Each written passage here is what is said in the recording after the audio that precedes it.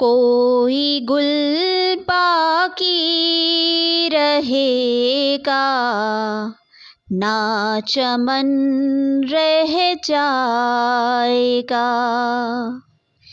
کوئی گل باقی رہے گا، نہ چمن رہ جائے گا۔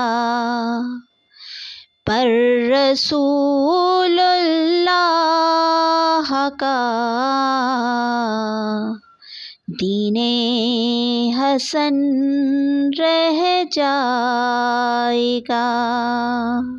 اعوذ باللہ من الشیطان الرجیم، بسم اللہ الرحمن الرحیم۔ السلام علیکم ناظرین، کیسے ہیں آپ سب؟ ناظرین، آج میں بات کر رہی ہوں خواب میں بت، مورتی یا صنم دیکھنا اور اس کی مختلف صورتوں کی سچی تعبیر۔ تو چینل پر نئے ہیں تو سبسکرائب کر لیں اور ویڈیو کو اینڈ تک مکمل دیکھیں۔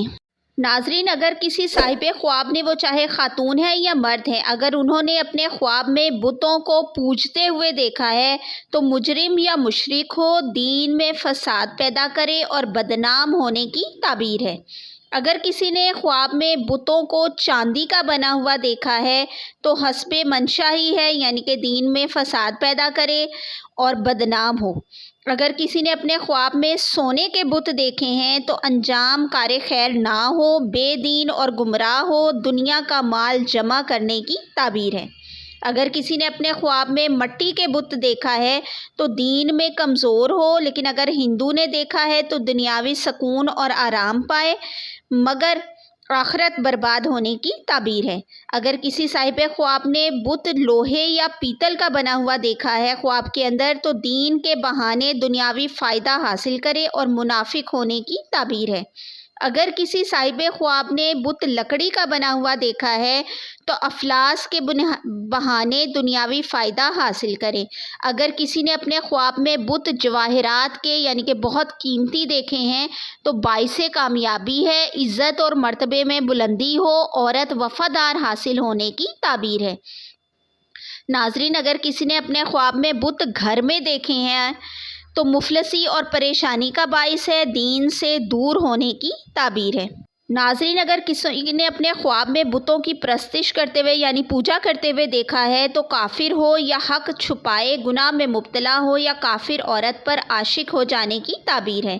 اگر کسی نے اپنے خواب میں صنم گیری کرتے ہوئے دیکھا ہے تو مال حرام پائے یا عورتوں کی پرستش کرے، بے دین کافر ہونے کی تعبیر ہے۔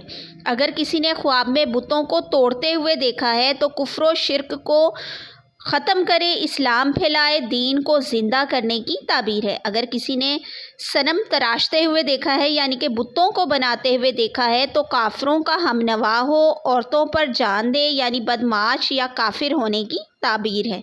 ایسی ہی معلوماتی اور انفارمیٹیو ویڈیوز آپ کو ڈیلی ملتی رہیں، اس کے لیے ہمارے چینل خواب اور تعبیر کو اگر ابھی تک آپ نے سبسکرائب نہیں کیا تو کر لیں، کیونکہ ہم ڈیلی بیسس پر آپ کے لیے ویڈیوز لے کر آتے ہیں۔